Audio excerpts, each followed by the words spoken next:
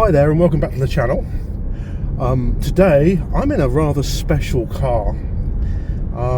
This is not the first time I've driven this car. It's about the third or fourth time, but it is a very, very special little car.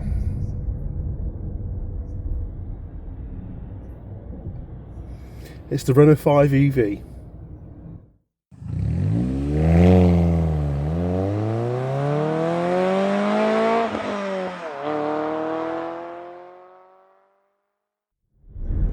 So a big thank you to Renault Stockport.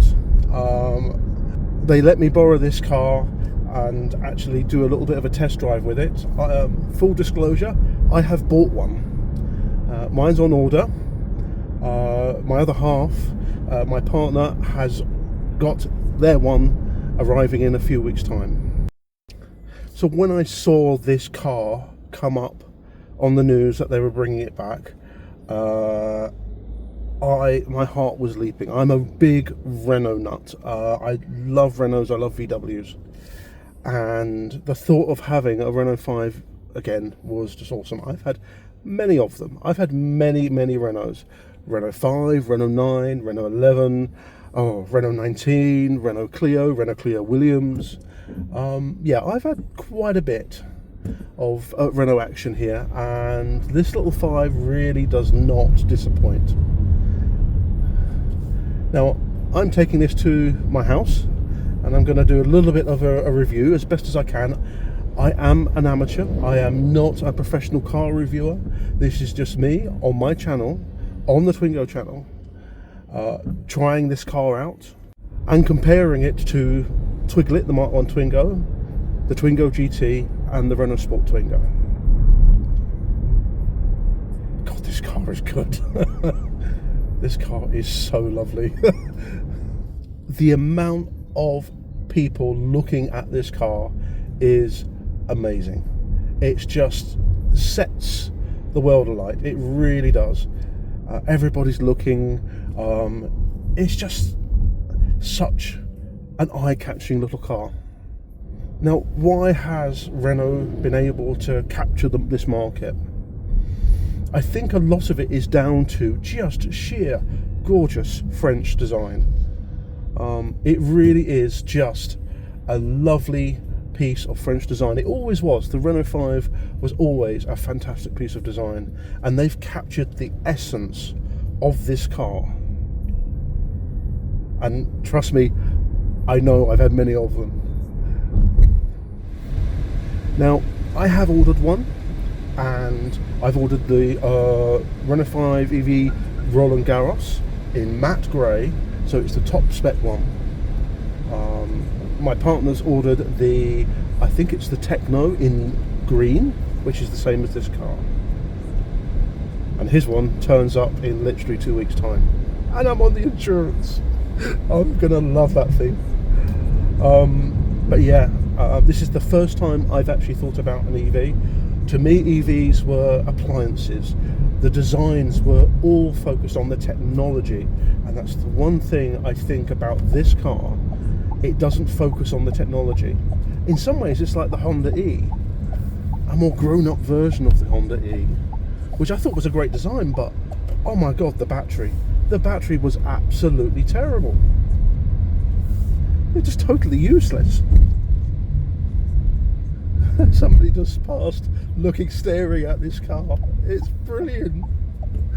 Oh, I love cars that are not bland. So I've managed to assemble this glorious collection of cars together. Thank you so much to Renault Stockport for loaning me the Renault 5. So what makes the Renault 5 great? That is great design. These two aren't so much. They're sort of a spiritual successor to the Renault 5 and the Twingo. The Renault 5 has got iconic design.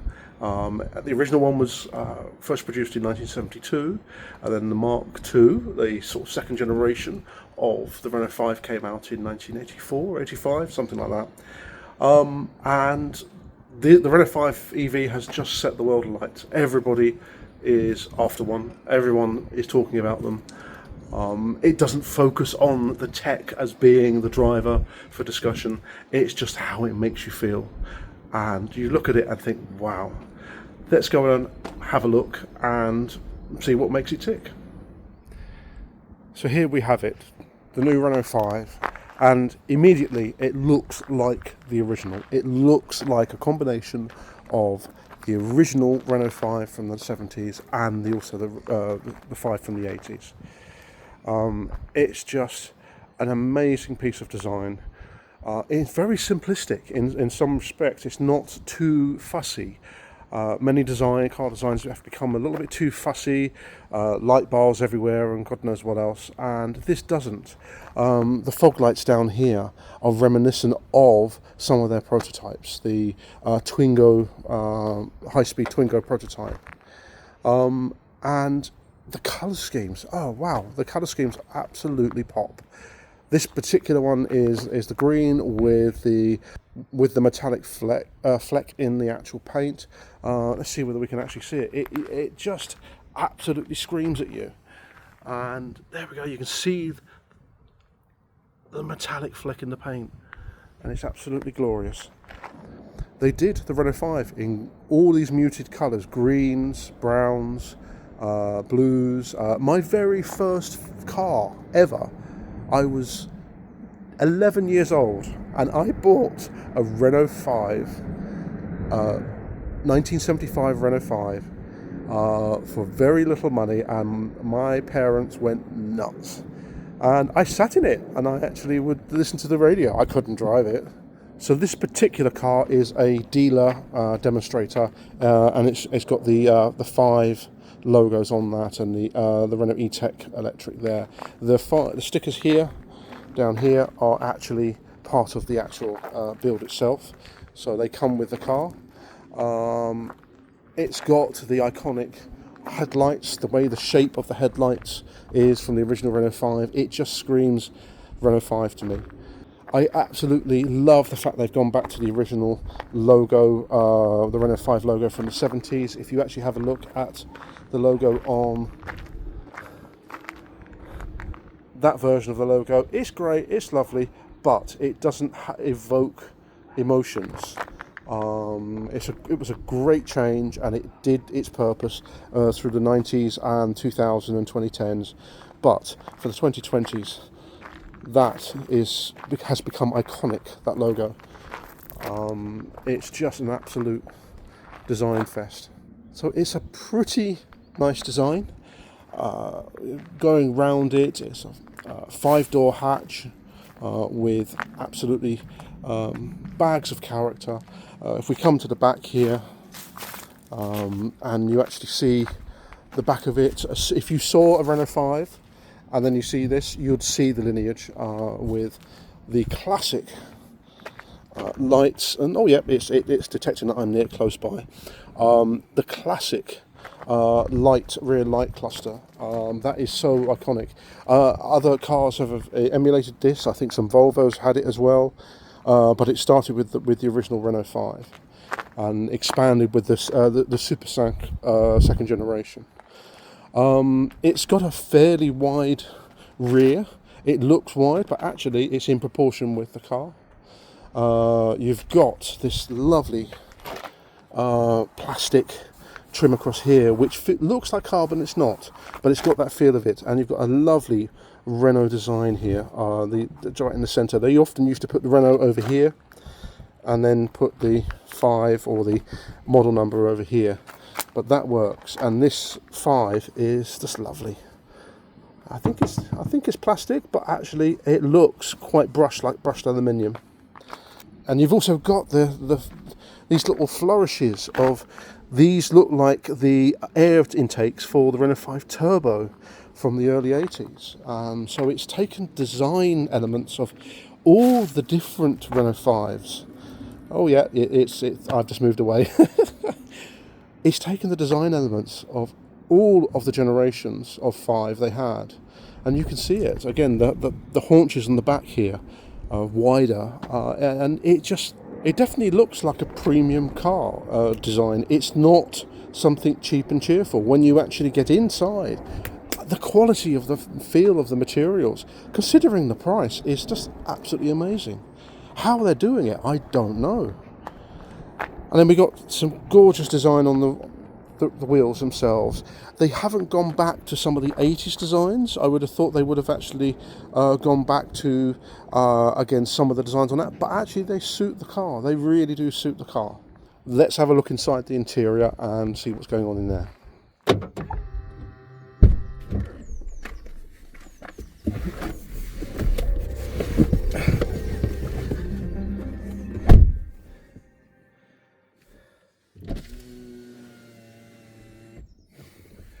Now, getting into the car is actually pretty easy. It's a nice opening there. I'm 6'4", 192 centimeters. It can be a little bit awkward for me to get in because I'm a big guy, but people smaller than me are going to get into it quite easily.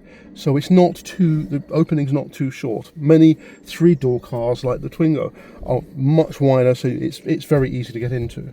Getting comfy is actually pretty easy. You've got forward and rear movements. You've got up and down like this. I do sometimes dislike these. You've got to work hard to make it happen. You can adjust here how far back you want to go, and the great thing is you don't have to do anything. You can just flick the control and it comes up. It's a little bit too high for me. There we go. So it's pretty easy to get comfy. You've got good rake control and up and down here, so you can get the position of the actual dash into view. It's all standard stuff. Most modern designs have this, but it executes this just nicely. It's just enough. There's not too much tech. Now, in terms of performance of this car, this car is about comparable with the Renault Sport Twingo, or even the Twingo GT. I've got some figures here. The top speed of this car is 93 miles an hour. I think it might be a little bit more than that. But yeah, I think it's limited to 93. The RS Twingo is 125. The Mark 1 Twingo is 110. The Twingo GT is 117. So it's not a high-speed monster, this car. This is a nice car to roll around in. Again, figures like the 0 to 62 or a mile an hour, 100 kilometers an hour, is about the same. Only the Mark 1, which is about 11.3 seconds, is slower. They're all around about 7.9 for this car. It's about 8.9 for the Twingo GT and 8.7 for the RS. So again, it's just a tiny bit quicker than some of the more sportier models in the Renault's previous lineup. They're not trying to make these into 500 brake horsepower monsters, though they have just made one. The Turbo 2E or 3E, whatever it is. So again, this is the 150 brake horsepower model. And again, considering the weight of this car, it's 245 Newton meters and 150 brake horsepower for this car. Considering the weight, it actually moves very quickly. I was quite surprised how quickly it actually picks up. The battery capacity on this is 52 kilowatts. It's about 220 miles, which is perfectly adequate for most journeys. If I really wanted to go very long distances, I would probably take a petrol car, the Renault Sport Twingo, something like that. The tyres which are on this car are pretty comparable with the previous generations, 195, 55 R18s. That's exactly the same, but in 17, the Renault Sport Twingo. So the tyres themselves are pretty easy. You've got to use EV tyres because the torque of the EV can actually tear the sidewalls of the tyres. So you have to get tyres that actually have the right sidewall material. The boot itself, which we haven't explored yet, is 326 litres. The Twingos, the Mark II Twingos, and also the Mark 1 Twingo only have a smaller boot at 188 and 210 consecutively. There are multiple models in the lineup for the Renault 5. So we have the Evolution, we have the Techno, we have the Iconic 5, and the Roland Garros. Each one has a slightly different combination of colours and spec. The 150 brake horsepower has slightly different specifications. The Roland Garros has a hell of a lot more than the basic Evolution. But the Evolution is £22,000. That's actually pretty reasonable considering what you're getting. It's a really good car. So the seating position for this car is pretty nice. I've got to admit, for somebody my size with slightly longer legs, 1 meter 92, and the majority of my body is legs, basically. It is actually really nice. I can get pretty comfy. The headrest here is nice and firm. It's not flapping back. I have a Peugeot 206 GTI where the headrest is just non-existent. I don't know what they were thinking. I think it's there just to basically tick the mark on the actual sales sheet saying I've got a headrest. The headrests on the Mark II and the Mark I Twingos are nice and firm. They've got that nice feel where you can push back in and actually it feels nice. When you get in, you're struck by how modern the design feels. You've got buttons. You don't have a single touchscreen and you have to navigate it. You've got buttons. And this is something I really love because I really dislike that single touch panel concept. It might seem okay, but in reality, you just want to press a button. You want to just do something once and you don't want to have to navigate up here. You have flourishes here of the original design of the Renault 5 from the 70s and 80s, where you have this sort of denim material with the stitching here, which is incredibly reminiscent of the 5 from the 1970s and 80s. The materials feel quite adequate. It's not going to be premium, but considering the price of the car, what you're getting is a lot of good quality materials here. Again, you've got the glossiness here around these bevels. These designs are new to the Renault 5. This really isn't from any of the generations of 5 there, or even other Renault marques, cars like the Twingo and the Clio. This is all new, this design here, and it feels really lovely. The plastics feel nice. The buttons feel pleasant. They're not metal. It's like a metallic plastic type coating on them, but they're perfectly fine. You can actually move them up and down. They've got a nice reassuring click on there. And again, you've got things like the hazard lights switch here. You can lock the door. It doesn't want to do that because I've got the door open. And when you come down to the center console, you've got the e-brake. You've got, I believe that's the auto brake, so when you actually auto hold feature, so when you stop on a hill, it will actually automatically hold that if that's on. You've got modern touches here where you have USB connectivity and also a charging pad for your phone.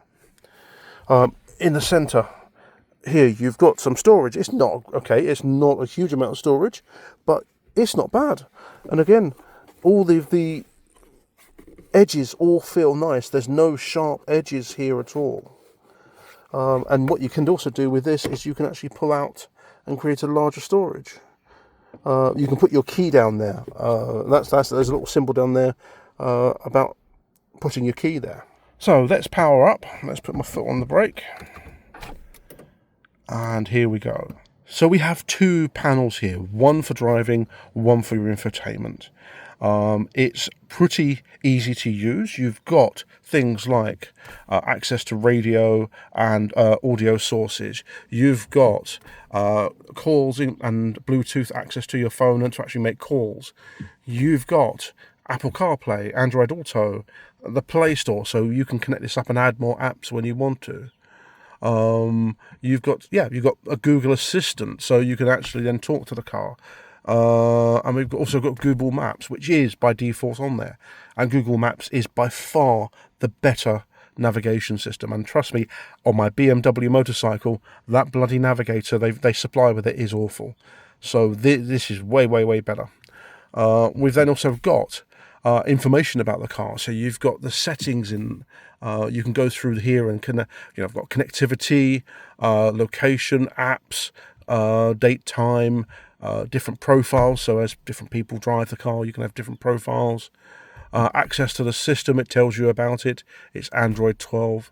So this is all easily updatable software. This won't go obsolete very quickly, so you can actually update it, and the hardware inside it has got enough oomph to actually run the latest versions of Android. So we've got things like driving assist, so you've got sensors, which basically you've got front and back sensors to help you. And when you reverse, this turns into a big reversing camera. You've got a lot of nice standard features in here which help you enjoy the car and be safe in it as well. Here we go, let's have a look at access. So again, you can configure the car, auto door locks while driving, hands-free lock unlock, silent mode, so you can turn that off. So yeah, so it'll make bleeps when you get in and out of the car and lock the car up. Wiping, oh okay, rear wiper when in reverse gear. Now that's been a feature in even some of the other cars I've got in this lineup. You can choose how the car actually welcomes you here. So you've got external lighting, internal sound sequence, mirrors unfolding, internal light functions, and there are actually lights here on the side and underneath which light up as you actually get to the car. So we have different driving modes in the 5. So again, we've got sport, we've got eco, we've got comfort, and also perso, which is your own personal preferences. You can access all of this through the multi-sense button on the actual steering wheel. So you can actually click it and go through on screen there and choose each of the different modes. So most of the driver controls are pretty standard. You've got wipers on this side, you've got indicators on this side with lights, automatic lights and wipers. To put it into drive, you've got this control here, and this control here is like a combination of a Star Trek nacelle from Star Trek Enterprise, or it also reminds me of American column shifts from the 1960s and 70s. And here you could actually move the car into reverse, neutral, drive, or extra regenerative braking. And you just simply tap it and you will move it into different modes. So let's just put that in, put my foot on the brake. Let's start the car. And so you can actually move it into drive. It's completely silent. You can move it to high regenerative braking, or you can move it into reverse.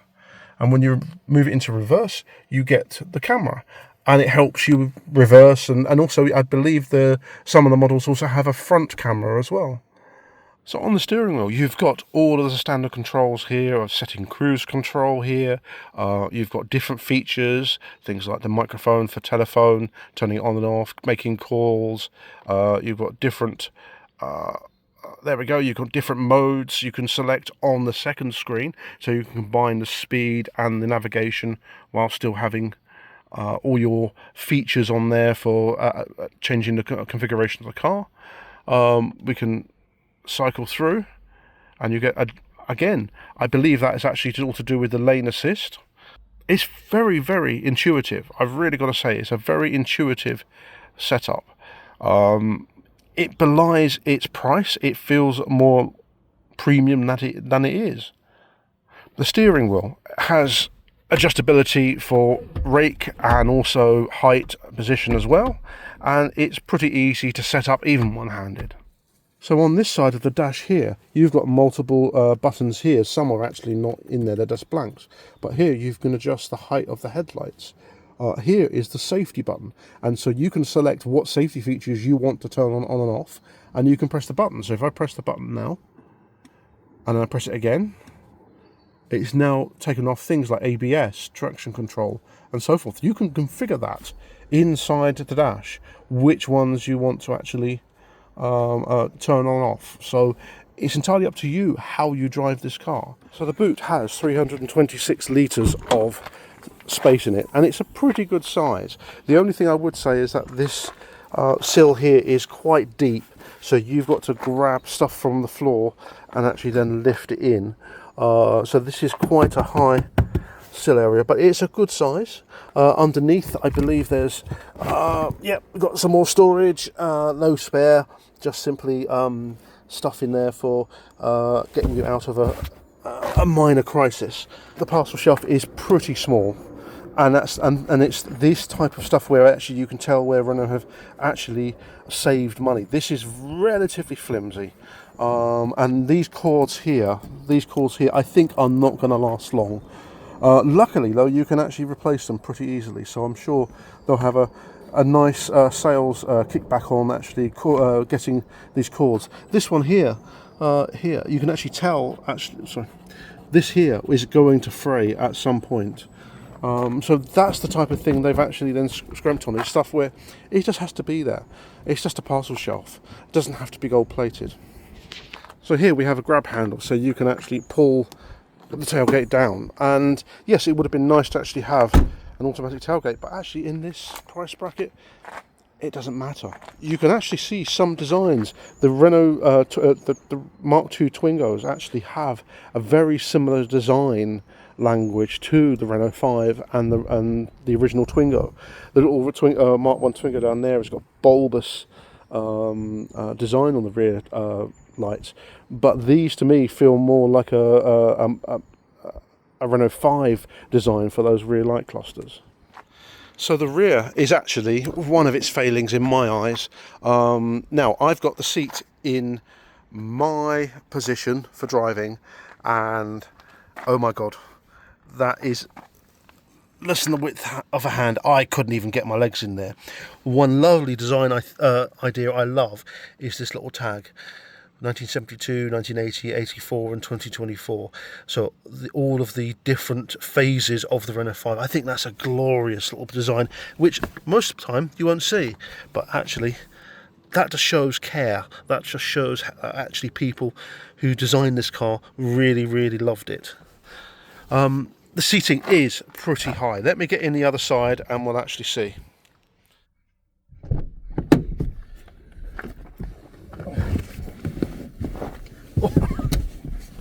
Now, that wasn't too bad, but I'm a big guy and these rear seats in this car are actually very small. This is not a place I'd like to be in for very long, a couple of hours at most. This seat here is actually pushed right forward. I could probably take it back a little bit, but yeah, this is not a space for somebody 6'4", 192 centimeters. This is definitely not that. This is great if you've got a couple of kids, or you've got shopping on the back, or you've got smaller people. But yes, I do feel quite I feel like a grasshopper basically straddling a seat. So this is the one part which lets it down in this car, is these rear seats. They're just simply too small. The height's pretty good, and I think you've even got little lights up here which you can tap and they actually go on and off. So yeah, it's also the seatbelt here. To actually get the seatbelt in place is quite a faff. So they've tried to fit 5 across, and I don't think it really works. It needs to be 4, because you've got the lap belt in the middle, and trying to find this it's quite a thing. Hang on, there it is. Yeah, that is way too far across. The actual where the seatbelt goes in is far too close to the body. It needs to be a little bit across, maybe about 2 or 3 centimeters across, because I said if you're a big person, you're actually having to put the seatbelt directly underneath you to actually clip it in. But otherwise, I could survive here for an hour or two. That's not too bad, as long as the person in front isn't the same size as me. So one of the design cues I love about this is this 5 charging symbol. Now at the moment it's very sunny here, and I think we're actually on these 2 bars here. I think we're on about half 50%. So each of these bars here is equivalent to 20%, and so you can easily see how charged your car is just by looking at the top part. Now I love this, but I live in the north of England, in Manchester, and I am damn sure that this will get attacked and vandalised. So I hope that Renault actually are thinking of actually putting like a cover you can put over it. But yeah, I could see that somebody coming across and damaging that, and that worries me a little bit. But we'll see how it goes. Let's have a look underneath the bonnet.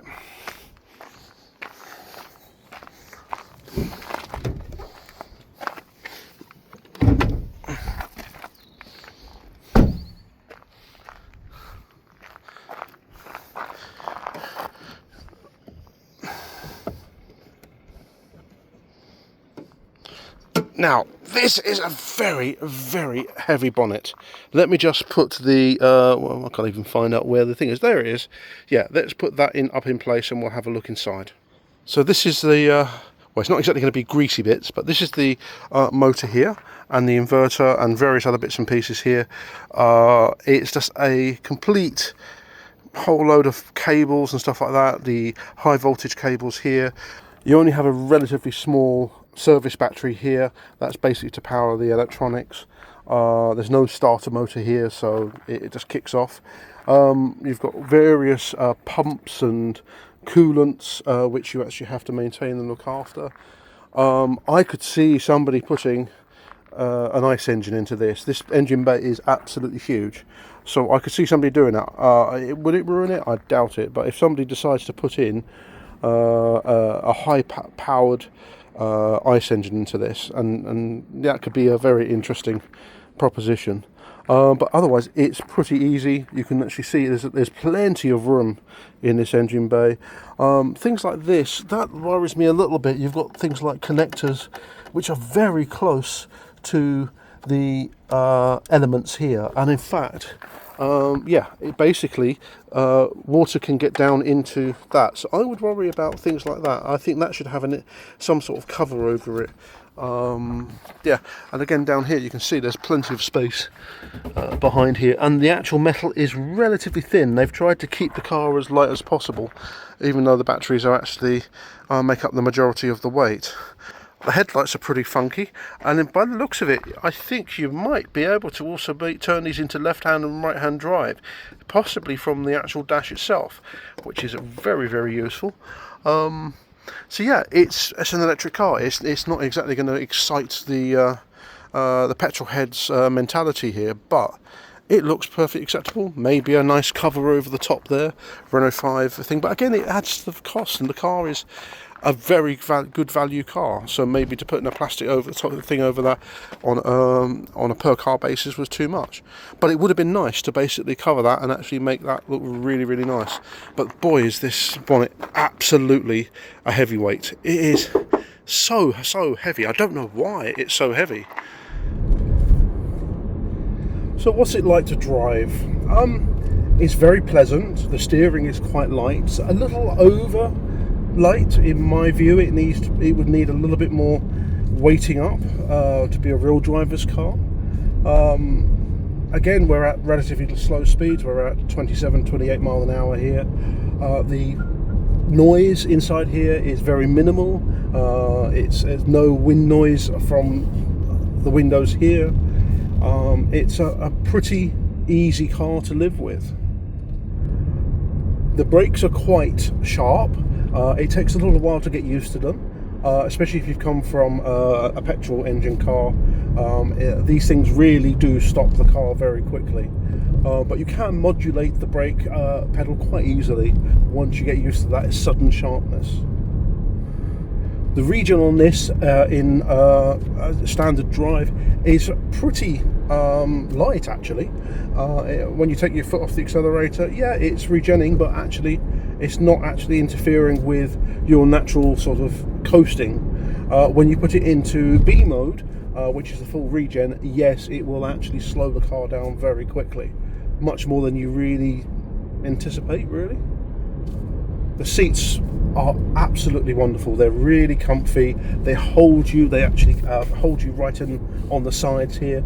I'm a big guy, and sometimes these sort of shaped seats can actually I sort of sit on top of them rather than in them. These ones are pretty good.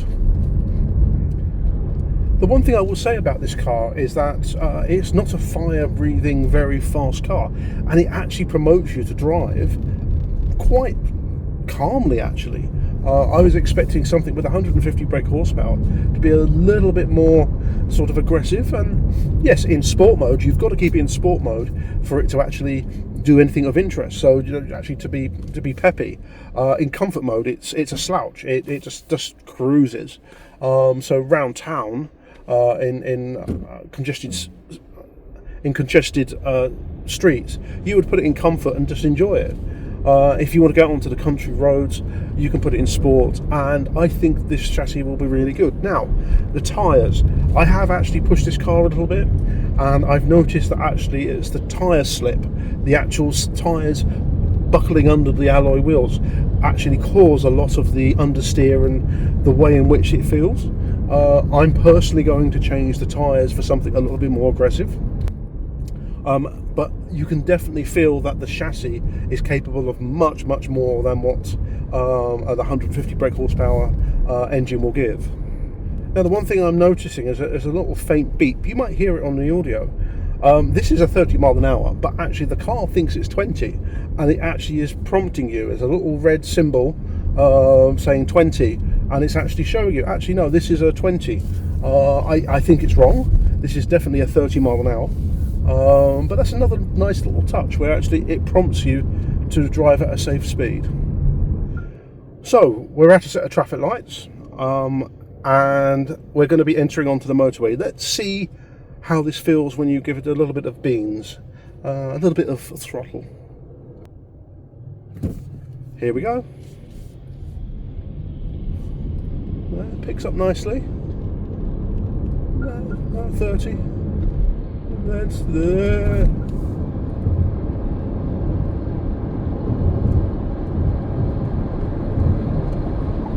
Well, there we go.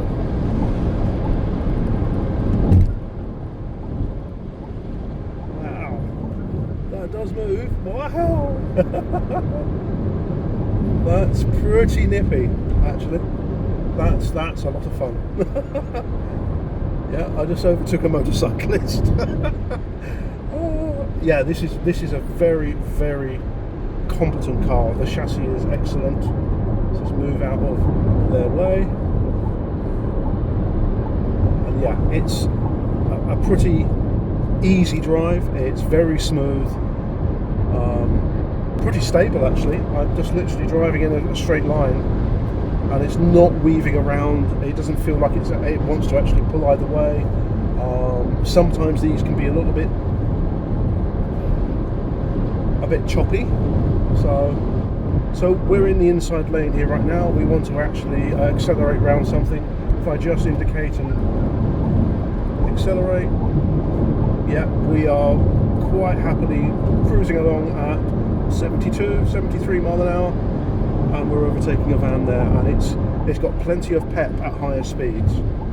The maximum speed of this is supposed to be 93. I think it's a little bit more than that. I will say that there's a little bit of road noise from the back of the car at motorway speeds. We're at 69, 70 mile an hour here, and it does feel a little, there's a sort of not a whine, but certainly a rumbling from the back. I personally think I've made the right decision to buy one of these. This is basically when EVs become desirable. People want it because of the design, not because it's an EV, not because of the technology, but actually it's a piece of motoring, engineering and design that appeals to the heart. To me, EVs have not been about fun. It's either buy a huge SUV and break the bank, or stick with petrol. And this is the first real car I've seen that basically appeals to both the heart and the mind.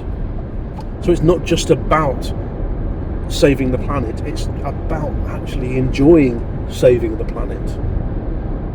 For me personally, this will be my very first EV car I've ever owned. And yeah, it's the right decision for me right now. I am not getting rid of my ICE cars. I am not getting rid of my Renault Sport Twingo or my Mark 1 Twingo called Twiglet. Absolutely not. Absolutely not. For me, car ownership is about the joy of owning something which makes you smile. I fully get all of the environmental issues around cars, and I want to support that, but life is short. We can't just be dour sitting there in our cars saying we're saving the planet and not sitting in a bland box. No. This is where EV design has started to really evolve. So where do I end this? I've put my money down on one of these. Yeah, I'm happy. Go test drive one. That's all I can say is go test drive one. And I think you'll be very pleasantly surprised.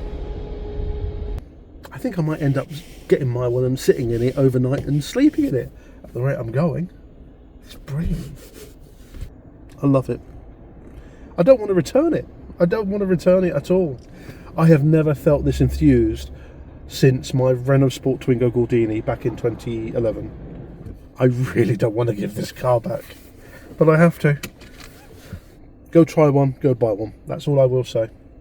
This is an excellent execution by Renault. So there we have it. Two of the most iconic designs Renault have ever made. Patrick Leclerc's Twingo and Robert Auprin's Renault 5. I've got to say, I am really looking forward to my copy turning up, the Roland Garros version. And I said, Twiglet is bequeathed to family members. He's going absolutely nowhere, and he's very much loved and cherished. And I do get a lot of people asking me to sell Twiglet, but absolutely not going anywhere. My Renault 5 Roland Garros, yeah, I think I might be keeping it for a while. I think I'm going to really enjoy driving the Renault 5 EV. So thank you, Renault Stockport, for loaning me this vehicle, for this car. I really appreciate it. I hope I'll be picking up my one from there, hopefully in July, maybe August. I don't know, but it's certainly turning up at some point in the next 2 or 3 months. Thanks for watching. Please like, share, and subscribe. Big thumbs up, please, and I'll see you on the next video.